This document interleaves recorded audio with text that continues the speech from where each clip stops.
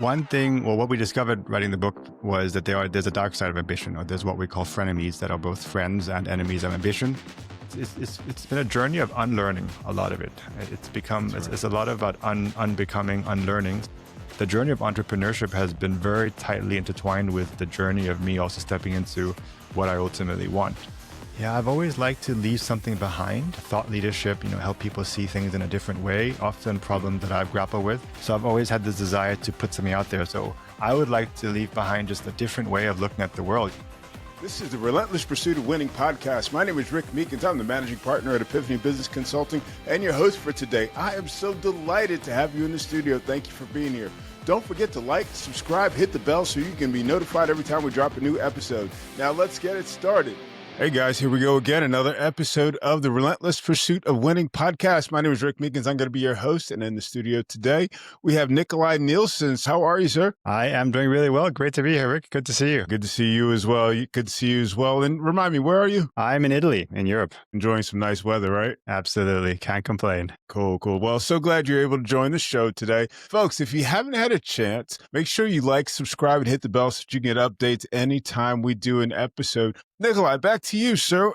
Can you give us a little bit of your background, where you're from, what you do, and why you do what you do? Yeah, absolutely. I am living in Italy, but originally Danish-Chinese. So I was quite fortunate to grow up moving around quite a bit with my dad's work and followed a quite conventional business career, you could say. Went to business school, university, then did corporate consulting for about 10 years. And now, fast forward 3 years, have set up my own business. But that was definitely a bit of a journey. For many years, I was in the mindset of the fixed career ladders or the corporate career ladders. That was also what I learned in university and in education as the thing you should pursue. So why I do what I do is I think a lot to break some of these conventions that I grappled with for a long time, help people see that there's actually more opportunities out there. And specifically what I focus on is personal development, self-mastery, helping people become really the best versions of themselves so they can master the inside game and then master the outside game. So that is what drives me in the morning. Awesome. So tell me, what is, our audiences, they're certainly looking to get some value out of this. So what's the most important thing you want people to get out of the show? The big picture for me and my reflections have been not just about building a business, but really building a life. I think we often think about business, it's the majority of our waking hours, or it's a lot of our waking hours, but helping people reframe the bigger picture, and which starts with what ultimately makes you fulfilled, and then working backwards from there about what does that mean in terms of the business you should pursue. So I would say, don't just think about building a business, but think about building the life that you want to live. I love that. I think that's so important. I have that conversation, entrepreneurship is a lifestyle. It's something that you pick, ideally you get into something that you're really passionate about and you just take it and run with it. So, that said, what gave you the itch? You had a nice, corporate job. You're doing interesting things. You're learning. You're meeting new people all the time. You're getting a steady paycheck. What was that thing that made you say, hey, you know what? I need to make a switch. I need to do something, go out on my own, really. It was definitely gradual. I was, the majority of my corporate career was in McKinsey, a corporate consultancy, and I had a fantastic time there. I had a lot of gratitude, worked with some amazing people. And at McKinsey, I focused initially on strategy, which everyone does a bit of. I then migrated towards people development, leadership development, culture change. So really looking at the human side of driving not just change, but also performance. What are the capabilities we need? What are the mindsets we need? I really enjoyed that work and got to work with some fantastic people. So I have very fond memories of going through that. But I came to a point where, and it was very gradual, it kind of snuck up on me, where I had to be honest with myself and say, despite all the impressive, let's say, external achievements and having a steady paycheck, like you said, and working in a good job, I was actually not happy. I wasn't fulfilled. And it took a while for me to be honest with myself, because it was a very much an identity thing to be a consultant, to be an associate partner, to want to keep going up the ladder. But the itch came when, you could say, the pain of staying where I was bigger than the risk it might take from leaving. So I got a moment of clarity when I spoke with one of the senior partners, I recall, where I kind of laid out my situation. I wasn't sure what I wanted to do. And she just kind of cut through the noise and said, so you don't see yourself as being a partner in the firm. Like very, very clear.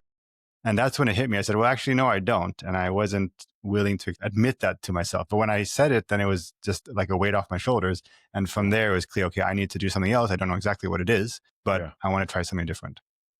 So how did you move from having lacking clarity in what you wanted to do to, really coming up with, hey, this is going to be my game plan. This is how I'm going to go forward. It's definitely a process. I think people who go through these big changes, it is very much an identity change, or it's shedding a past identity. It's shedding things that you thought were true for you, which actually no longer are right, and that takes time. So I don't want to. There was no big aha moment. I did spend a lot of time in introspection. I did different personal development courses. I went on a 10-day Mm, meditation. So I do mm, believe very much in this principle of continuously looking inside. And I also mm, don't think it's not done and dusted. I think you learn by doing. So I knew what I didn't want. I ultimately set up a freelance consulting business, which was essentially doing similar things, but then with my own clients, having a bit more freedom, et cetera. I moved to Italy with my wife. And then from there, started doing much more coaching, working with individual clients. And then from there, launching Potential Academy, which is the online personal development platform. So it was mm. very much learning by doing. It took 3 years, a series of steps over 3 years. And I think that's also one of my lessons, that it's not, unless you have this moment of clarity. I think for most people, it's about, let me try something new and then pivot along the way. Yeah, yeah. Did you start your firm before you left McKinsey, or did you have a clear break? I had a clear break. Most people at every step of their way, from McKinsey to freelance consulting, consulting to coaching, coaching to the online academy, everyone was saying start it while you're still there, try to get Yeah. clients, which of course makes sense. But I found it very difficult to do both things at once, to be honest. I just felt energetically I was, in the firm and having current client projects. It was very hard to do stuff on the side. And I also felt I needed the break. I think part of the beauty of having a break when you have a couple of months of actually doing nothing is exactly that, you're doing nothing. And then you get confronted with all these things you haven't really been confronted with before, and you're just forced to deal with it. Yeah. What was the biggest misconception? You step out, you're going through this process. You got certain beliefs about, what it's going to be like to start your consultancy. What beliefs did you have that didn't ever transpire or just look completely different than what you expected? Yeah, it's an interesting question. There was a number of moments where something felt really scary, for lack of a better words, but then having done it once, it just suddenly felt like the norm. So I remember the first time cold calling clients, I was working up the courage to do it for like weeks. But then after I'd done 2 and 3, it's just like, okay, it's not a big deal at all. First time I was posting content online, putting myself out there, it was really just awkward. And I felt like all these things in my head. So for me, it was I guess it's not so scary if you just do it, but a lot of it, you're stuck in your head and you're stuck in what will people think, or, people are going to think differently of me. People might criticize me. But then once you get past that hurdle, it's actually just like your new norm. Yeah. Yeah, definitely. Definitely. I can certainly relate to that. I can certainly relate to that. So you went through this period of, kind of introspection, trying to, and I'm assuming you were doing like mission vision work, just really trying to get clear between your, I guess, corporate identity and goals and, your personal, that lifestyle you were trying to, or you wanted to develop. At what point did you, I mean, I don't know if you actually created a business plan for yourself, or did you just kind of like fall into it and just, what was your process there? I'm generally quite structured. I do believe very much in the notion of taking, let's say, deliberate risks or structured risk or well thought through risks. So it's not, planning is important. It doesn't mean you don't take the steps forward, and plans will end up being wrong anyway. But at least having thought through certain scenarios did help for me. So I did take a structured approach. I did think of myself as a business. I think that's also one of the pieces of advice, that regardless of the size of the business you want to launch, being very clear about not just mission and vision, but specifically what's my unique selling proposition, what's my value proposition, what's my business model, why do I believe I can outcompete others on the market, how will I make money, and also ideally having some kind of proof of concept. So, and that doesn't have to take a lot of time. I mean, it's testing the concept with potential buyers. It could be friends and family, but then ideally also referrals. So I did do quite a lot of that. I did not ever jump and feel like I have no clue if this is going to work. I always felt like, okay, I've tested it, at least verbally, and ideally also in some cases just pre-selling certain programs at a lower cost and saying, look, I'm launching this new thing. I like to be also authentic, saying, look, I'm now launching a new coaching program. Do you want to be part of the first cohort? You'll get it at X% off. And not try to say, I've done this 100 times. I've done other stuff 100 times, but do you want to be part of this journey? Wow. Yeah. Yeah, it's interesting, have that conversation about business planning. And, there's, people out of for it. It's like, it's like, hey, we need to get this down. Other people say, hey, by the time, the ink dries on your business plan, it's obsolete. And then, as you said, it's like the business plan usually doesn't reflect exactly. It doesn't necessarily reflect reality. It's ideal and that sort of thing. And so I love the way that you approach, launching your company. Putting out, more of like an innovation approach where you test the model and you see what works, see what doesn't work. Get your customer feedback and that sort of Yeah, thing. and actually, That's awesome. How long did McKinsey, that process take you? it was iterative, and it was something I learned also at McKinsey. So McKinsey has a concept called a day. You have a project, you have a problem statement, you have something you want to help the client work on. Yeah, You have what's called a day one answer, and then a week one answer, and of course a whatever month one answer. But McKinsey is very hypothesis driven, so it might not be the right answer, but you can still have a hypothesis, right? So let's assume yeah, the question is, how do we help the client improve customer experience while purchasing certain products at a call center? Very specific. You can have a hypothesis based on just initial first degree problem solving, and then you try to disprove that. So I would say the same applies here. You can still have a MVP in your head and explain it to someone on day one, refine it based on feedback, explain it after week one, and then after month one. So for me, this nice. is more a way of thinking that I try to do continuously. Nice, nice, very nice, very nice. What was the biggest thing you learned during that process? During the testing process, During the launch process? actually, it's what you think the customer wants is often not what the customer wants. So I've also found that posting stuff online, so trying to get more just thought leadership, but also personal stories and so forth. And it was interesting how I'd been told it, but then to experience it, of course, this makes it an added layer of understanding that the posts I thought would do well didn't do particularly well. And then the ones that were really just from the heart, or the ones that were not meant to quote unquote go viral or go big, just were the ones that really took off. So for example, I made posts that were about my personal journey and about what I had done on a personal reset. I took 3 days in the cabin by myself and was going through a series of reflection questions. And I just shared the experience with a picture of me walking in the woods. And I got so many people reach out, said, that was fantastic. I want to do something similar. Do you offer a course on this? So me not having thought that would be something I would offer, it became one of my two first courses. Nice. And that was purely based on just hearing what the customer ultimately is grappling with. I think we forget that sometimes. Just ask the customers, hey, like literally, what are your goals for this year? What do you think is going to get in the way? What keeps you up at night? And then hear from them. Yeah. Yeah, absolutely. Absolutely. Absolutely.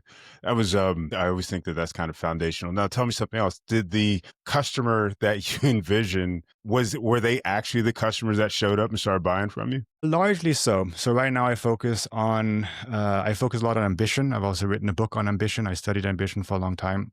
So I do like to work with people, or I feel I can serve people who have a very ambitious mindset. They want to achieve great things, but they often also grapple with that ambition. So these are people who have great pedigrees, great backgrounds. They have achieved a lot in terms of both life and career success, but there's often something where they feel like I'm not doing as well as I could, or I want to do more, or actually I'm on the wrong path. So there's something there that's holding them back. And that persona has been consistent with who I am, but also quite consistent with the people I end up working with. So I would say in that aspect, it's been quite similar. Interesting, interesting, very cool. I had that. I have always been, a very ambitious person. I've done, a lot of different businesses and different concepts within the business, and it's really interesting. I think sometimes I get like a little bit like overwhelmed. Just like I've got like so many different irons in the fire. Just like, okay, all of these things have potential and blah blah blah. And of course, as an entrepreneur, I'm like eternally optimistic. It's just like it's gonna work. I love your process. I was just like, okay, let's put out an MVP. Let's, test it out and that sort of thing. But, I feel like sometimes, ambitious ambition, it was almost like an anchor. It's just like, I'm not necessarily, I don't know. Sometimes I feel like I'm just not necessarily performing at that level that I feel like I could or should. What would you tell a client like in my situation? So you're saying you're very ambitious, you have all these ideas, but you're not performing where you think you could be. One thing, well, what we discovered writing the book was that there's a dark side of ambition, or there's what we call frenemies that are both friends and enemies of ambition. We Hmm. identified 7 of them with my co-author, another Nicolai Nielsen. So one of them is desire, right? We have desire, which is a great thing, but then it can also lead to us doing too much. We have strong boldness, which can also be a great thing, but it can lead us to be perhaps overconfident. Things like perseverance, right? We can push ourselves hard, but then we can also push ourselves too hard. So some of these aspects that actually make you great and have that ambitious drive, it is about managing it. It is about being aware of it and me personally, at some parts of my life, my ambition was managing me versus the other way around. So it Yeah. was the one pushing me. And I was kind of very unconsciously pursuing certain things instead of actually questioning, do I need more right now? Yeah. Yeah. Yeah. So how would you coach someone around working through that? And just, I mean, really, it's almost like, getting your head on straight again. Yeah, there's definitely different levels. I think one thing ambitious people, executives, they miss often is just space. I mean, our days are back to back. We're busy. We're doing a lot. So space to not just think, but connect inwards. I think that's something that's often missing. So depending on the situation, I like to encourage people to take mini resets, 4 hours if they can, Mm. longer if they can, ideally, just to, in a way, do nothing. That you can structure what you do. But the point is actually not to try to plan it and let yourself connect inward. So I do a lot of work on introspection. And then what you do is when you get under the iceberg, when you get under, what you try to do is make some of these subconscious drives conscious. So try to understand, what is it in a certain situation when I acted in a way that actually wasn't helpful for me. There was something driving me.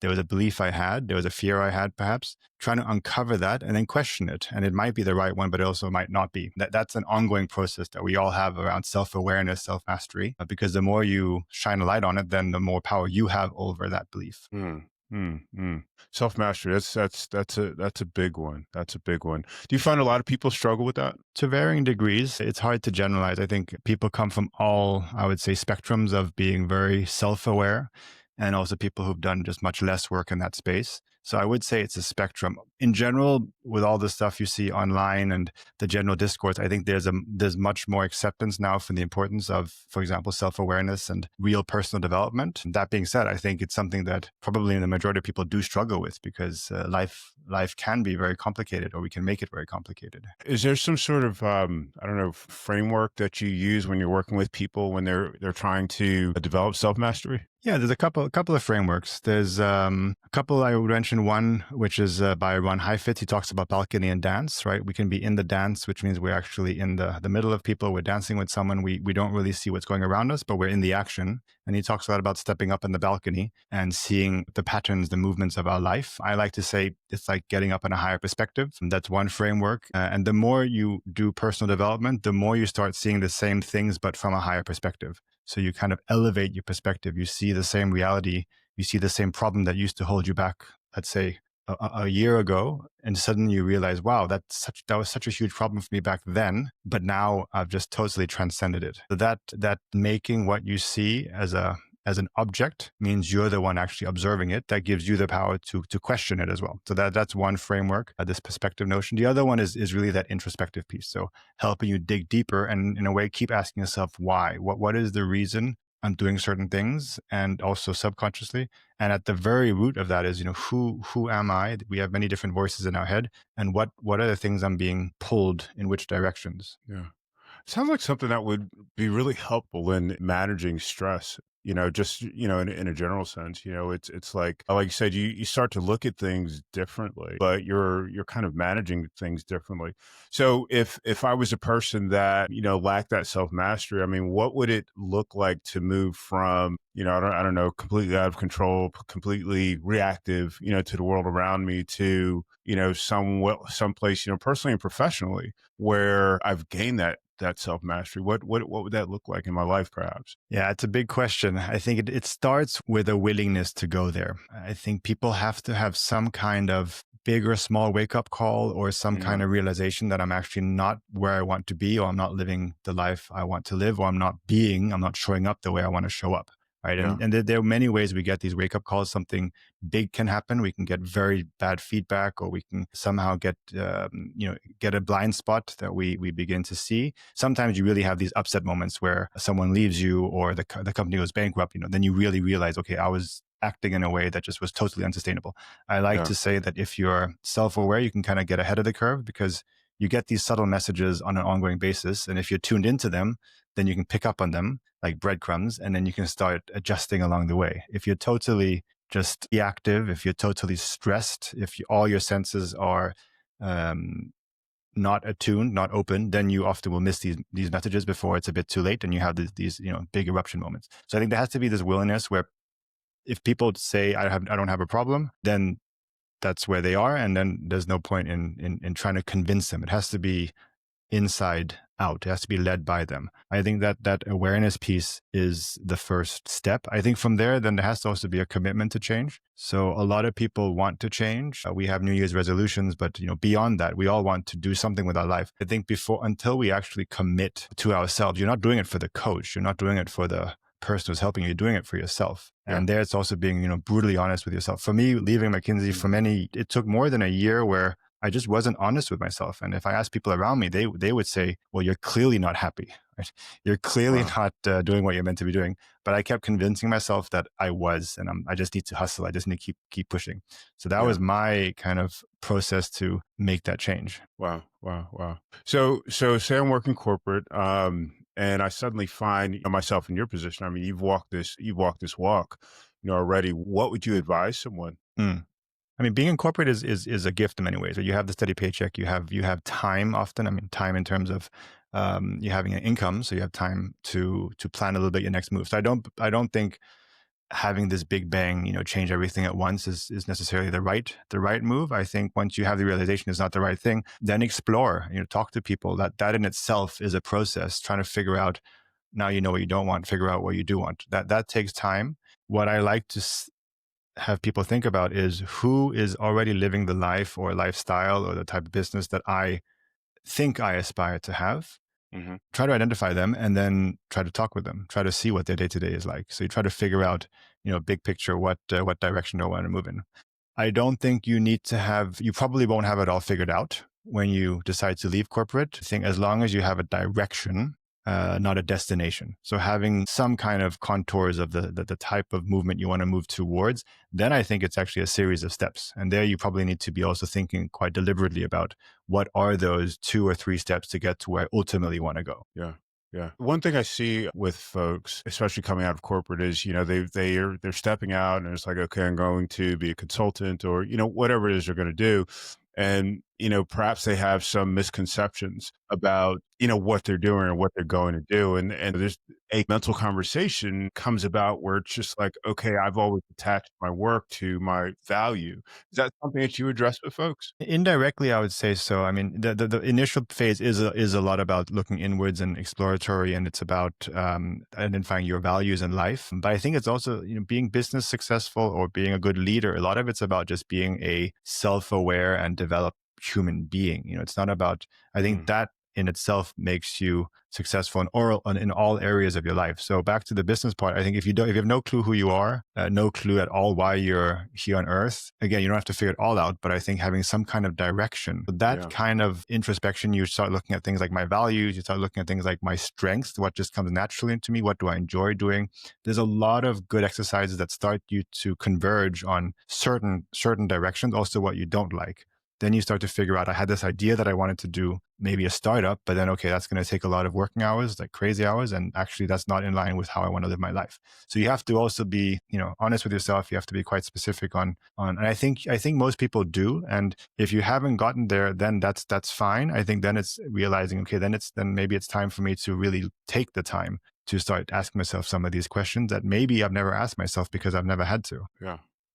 Do you have a story where somebody went on this journey and you were able to get them from, I don't know, curled up in a corner to, really being functional and enjoying their life? I mean, that's really what it comes down to. Yeah, it does. Exactly. There's a lot of stories and it's actually from, the whole, again, back to the spectrum. I've had some who were actually very hesitant to not commit, but to even get started because they were saying, one managing director of a large business saying, if I go there, I'm going to open up a Pandora's box. I know kind of my gut feeling is telling me that I'm not happy, but if I start asking myself these questions, like what do I ultimately want with my life? It's going to just open up all these things, kind of worms that I don't want to deal with, right? So that was also a process of saying, okay, then when we start when you're ready, but then ultimately that was more of a baby step approach. So then let's go. You still have a business to run. Let's still make sure we're keeping the results going and adjust over time. So that was more of the step-by-step building awareness around what can I do? So I still want to have certain outcomes. I still need to manage a team. Within that context, what can I then do to optimize? The answer is not that you can do nothing. You can still do many things to optimize your mental health, your stress, and so forth. You also have the other situation where people are like literally at a career change. I have a lot of former colleagues who, very very capable people, Mhm. and they're been working for maybe 15 years. And the scary part is they could do anything, meaning any career path. They're late 30s, but that also means that they need to actually make a choice. So that's Yeah. more of the full question around, okay, I'm going to really try to figure out where do I go the next 20, 30 years of my life. Yeah. Yeah. Yeah. One of the things that I guess crosses my mind while you're talking about that is, change is a long process. Coming out of corporate or, whatever that's going to be, suddenly we're looking at the world a little bit differently. We're looking at it from a perspective of I'm a human being, I'm interacting with other people, I'm giving back to the world, et cetera, et cetera. But, life never goes the way that we anticipate. Things happen in our homes, things happen in our lives, et cetera, et cetera. And it's just like you get off track, or the vision gets off track from, or life gets off track from the vision that you had.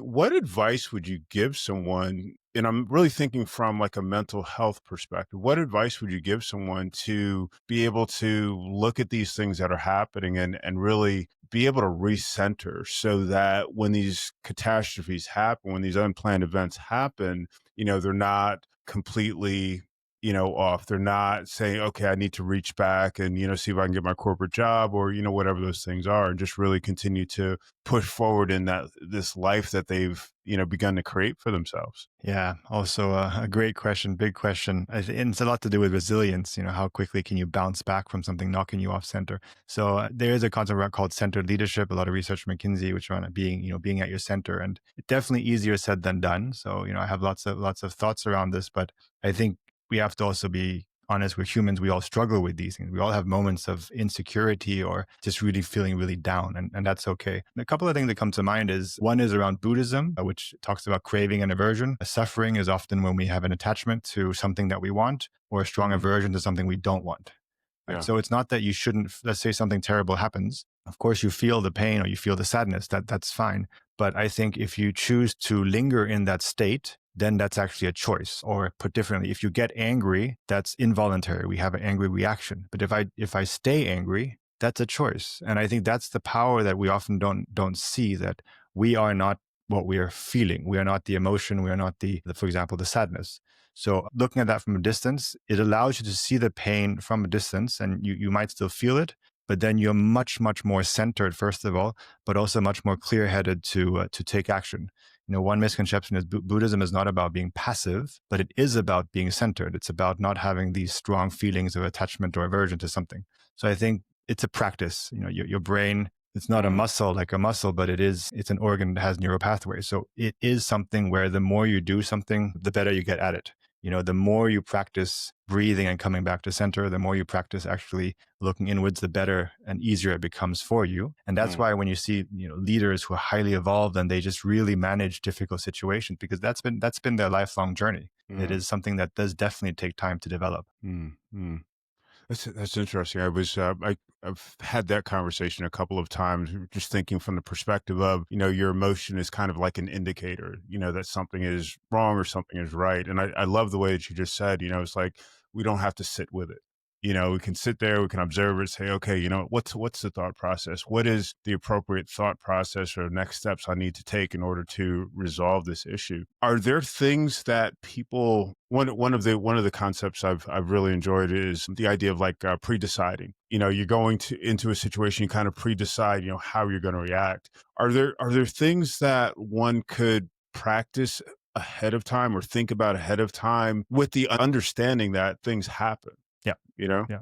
Yeah, definitely. There's a couple of different levels. So one is, if you want to be very structured, you can put boundaries in your life and say, for example, I only allow 30 minutes of phone time in terms of consuming news. That could be a boundary you put. And pre-deciding means that you don't need to make that decision every single day, right? If you need to every single time it's afternoon, you have to think, oh, do I or don't I pick up my phone? Then you're going to get mentally fatigued. But if you already made a decision, that's just what you do, then it's not a decision, right? So that's one area. The other one is more from an intention point of view, Hmm. where again, life happens. Maybe it doesn't always happen that way. But if you are, for example, going into a meeting that you know is going to be very challenging, you can put an intention before and say, I want to show up in a certain way. I want to show up with curiosity. I want to be very empathetic and I want to listen, before I come with my opinion. It might Mm. not happen, but that's also pre-deciding how you want to show up. And it's back to you do it again and again. It's repetition. You will over time be able to kind of morph into that way of being. And the last thing I've thought of is what I use in business a lot of pre-mortem. So instead of a post-mortem, a pre-mortem. So Mm-hmm. we are launching a new business venture. Let's now brainstorm as a team and think of, okay, it's 2 years down the line or 1 year down the line. This has been a catastrophe. Let's now think, what are all the reasons why this was a catastrophe? Make a long list, group them, and then now we have the short list. Let's actually figure out how we can preempt that. Wow, wow. I love that. That's absolutely brilliant. I've never, the third concept is especially the pre-mortem is not something I thought of. I guess in a way it's kind of like risk planning. You just kind of think about, what could go wrong. Kind of, yeah. But you're giving people almost the luxury to be as creative as possible at what could go wrong. And you get lots of ideas, but you also typically converge. Often it's around either product market fit or people.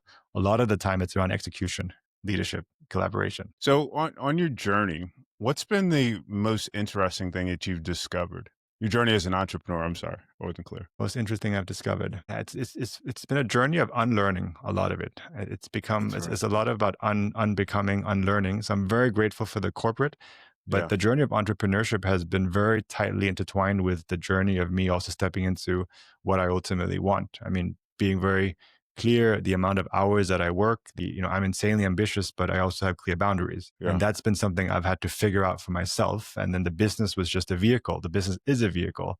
Hmm. Also, another thing is around being very clear about what I ultimately want to do to be of service in this world. And then that was the bigger question around helping people. And in my mind, I like to talk about inner peace, which helps to bring global peace, but answering that first, and then the business is the vehicle, right? That's been a mindset shift actually from the beginning, which was much more let me launch a business and try to make money, and then kind of figure out the business model afterwards. Yeah. Yeah. Agreed. 100%. 100%. One of the things I always like to think about, I guess, in this stage in my life is, what the ripples are going to be like. So it's like, we go out, we do a thing. What is the big picture impact that you personally, or you as your business want to make on the world? Yeah, I've always liked to leave something behind. Thought leadership, help people see things in a different way, often problems that I've grappled with. So I've always had this desire to put something out there. So that's why, it drove me to the books of just codifying. Like now it's there. The same with some of the getting more into online pieces. So I would like to leave behind just a different way of looking at the world, help people break through some of these paradigms and mindsets that we might have. That for me would be success, where people have these aha moments and then from there decide, in a more conscious way what they want to do with their life. Yeah, yeah. What's it like for you when you're working with someone and they suddenly see the light and then you see like change? How is that for you? Yeah, it's fantastic. And it's very human, it's very, in that moment, it's really about the connection. It's about that person. And you also see how similar we are, right?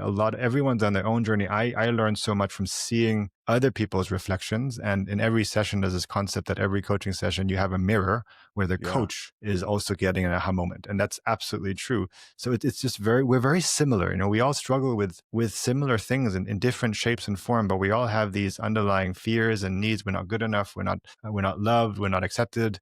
Yeah.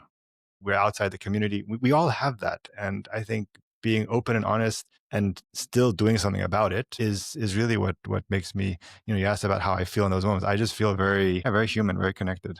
I never thought about that. I mean, I've probably experienced it, and just not thought about it like that. But that connection, the coach, client connection, when something big happens, it's so personal, because we're people. I love that. That's absolutely brilliant. If somebody wanted to reach out to your work with you, what's the best way to connect with you? My website, nicolai that's just my two names, or potentialacademy.org. That's where I host my personal development courses. Cool. Awesome. And you want to talk about your book real quick too? Well, very briefly, I have 3 books. One on leadership at scale, where I wrote with 2 McKinsey senior partners, which is about building leadership across a full organization and the hundreds of thousands of leaders at a time.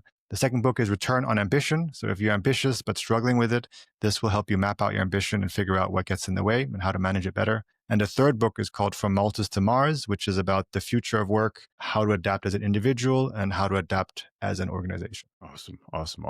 And we can put links to those on your show notes page so folks can check out everything about you. Wonderful. Is there anything you want to leave our audience with before we take off? Well, it's been really enjoyable. I hope it was inspirational. And I guess one of the main takeaways is direction is enough to get started. And then having the courage to, if it's too good to be true, it's probably too good to be true. You have to work to your freedom or to your dream life.